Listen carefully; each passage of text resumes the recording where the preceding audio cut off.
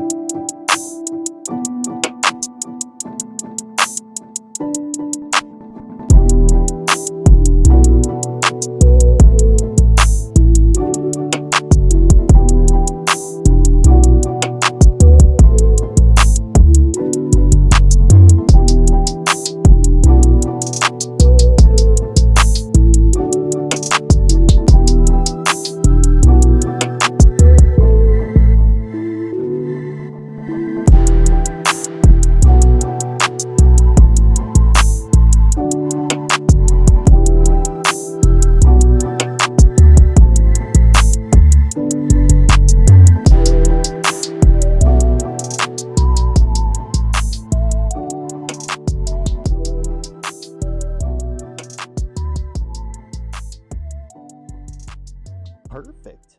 Perfect landing. Excellent.